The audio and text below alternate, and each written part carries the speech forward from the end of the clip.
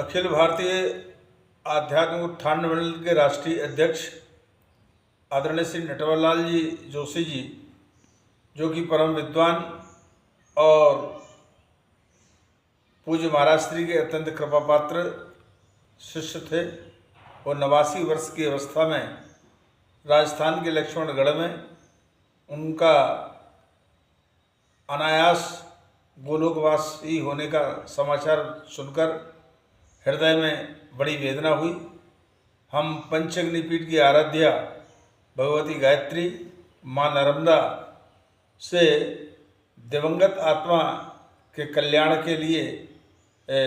प्रार्थना करते हैं। और हम आपको ये बात बता दें कि श्री जोशी जी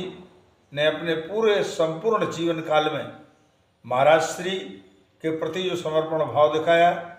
जिस संस्था का उनको राष्ट्रीय अध्यक्ष बनाया अखिल भारतीय आध्यात्मिक उत्थान मंडल, उसके प्रति जो उनका समर्पण भाव था। जब भी पूज्य महाराज श्री का जहाँ भी चातुर्मास होता था, जब महाराज श्री के जन्म दिवस के एक दिन पूर्व वो पूरे देश के लोग जो भी महाराज श्री के भक्त चातुर्मास में जाते थे, उनको बिठाल करके अखिल भारतीय आध्यात्मिक उत्थान मंडल के सदस्य बनने की प्रेरणा देते थे। और इस संस्था के द्वारा देश में क्या कार्य हो रहे हैं, उनकी प्रेरणा पूरे देशवासियों को देते थे।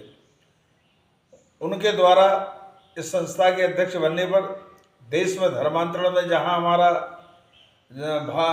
झारखंड प्रदेश के सिंह भूमि में जो विश्व कल्याण आश्रम बना है, जहां गरीब आदिवासी वनवासियों को विदेशी मिशनरियाँ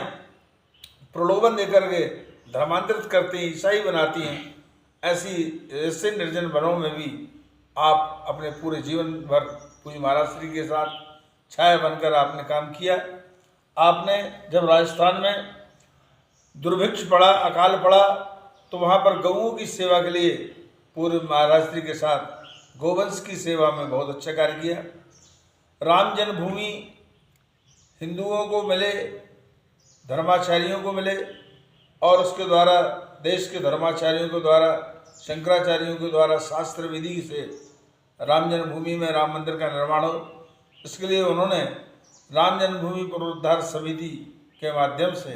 उन्होंने अखिल भारतीय आध्यात्मिक उत्थान मंडल के अध्यक्ष रहते हुए बड़े बड़े विशाल धर्म सम्मेलन, संत सम्मेलन कराए, जिनमें राम जन्मभूमि अभियान को बड़ा बल मिला। आपकी ये प्रबल इच्छा रहती थी कि पूज्य महाराज श्री के जो भी संकल्प हैं,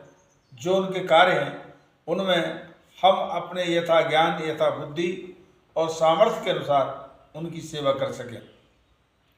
श्री जोशी जी जब भी पूज्य महाराज श्री का चातुर्मास हिंदुस्तान के किसी भी कोने में होता था, तो वो पूज्य महाराज श्री के जन्म दिवस के एक दिन पूर्व सारे देश से आए हुए श्रद्धालुओं को बिठाल करके अखिल भारतीय आध्यात्मिक उत्थान मंडल के सदस्य बनने की प्रेरणा देते थे। और ये संस्था देश में क्या कार्य, लोक कल्याणकारी कार्य कर रही है, उसकी प्रेरणा भी देते थे। हम आपको बता दें, यह वह संस्था है जिसका इन्होंने अखिल राष्ट्रीय अध्यक्ष बनाया गया। इस संस्था के द्वारा पूज्य महाराज श्री की पूरे देश में शंकराचार्यों में एक अलग पहचान दी, क्योंकि देश के एकमात्र पूज्य महाराज श्री ही एक ऐसे शंकराचार्य थे जो गरीब आदिवासी वनवासियों के बीच में जाकर के उन जो हमारे गरीब आदिवासी वनवासी बंधु प्रलोभन से धर्मांतरित हो गए थे, दूसरा धर्म जिन्होंने स्वीकार कर लिया था, महाराज श्री उन्हें थोड़ा सा प्रायश्चित करा करके अपने हिंदू धर्म में वापस लेते थे। और ऐसे उन्होंने लाखों आदिवासी जो हमारे धर्म से दूसरे धर्म में चले गए थे, उनको अपने धर्म में सुधर्मानयन अभियान के माध्यम से अपने धर्म में लाए। ऐसी संस्था के कार्य में बड़ी ही दक्षता के साथ, बड़ी लगन के साथ, बड़ी निष्ठा के साथ श्री जोशी जी ने कार्य किया। जोशी जी हमारे गुरु परिवार के सदस्य थे। उनके गोलोकवासी होने से, निधन होने से संस्था की बहुत ही अपूर्णीय क्षति हुई है। वो इतने सरल सौम्य स्वभाव के थे, अनेक प्रतिभा के धनी थे। उनको जिस प्रकार का राष्ट्रीय अध्यक्ष बनाया गया था, ना तो उनको अपने पद का अभिमान था, वो एक महान मुग्धन विद्वान थे, संस्कृत के पंडित थे। ना तो उनको अपनी विद्वता का अभिमान था, इसके साथ ही साथ वो एक अच्छे आंसू कवि भी थे, अच्छे लेखक भी थे। हमने देखा जब भी पूज्य महाराज श्री का कोई अच्छा विशिष्ट कार्यक्रम होता था, उसमें वो चाहे 4 ही पंक्ति बनाए, परंतु महाराज श्री के श्री चरणों में अभिनंदन के रूप में, चाहे वो संस्कृत की देवभाषा संस्कृत हो, चाहे हिंदी हमारे देश की राष्ट्रभाषा हिंदी भाषा हो, वो पद्य सुना करके जरूर महाराज श्री को सुनाते थे, महाराज श्री का अभिनंदन करते थे। ऐसे मनीषी के निधन का समाचार सुनकर के पूरे अखिल भारतीय आध्यात्मिक उत्थान मंडल के पदाधिकारियों और सदस्यों को मन में काफ़ी वेदना है। मैं पंचग्नी पीठ के आचार्य होने के नाते अपनी पीठ की ओर से, अपने अखाड़े की ओर से और पूरे देश में जो पूज्य महाराज श्री के अखिल भारतीय आध्यात्मिक उत्थान मंडल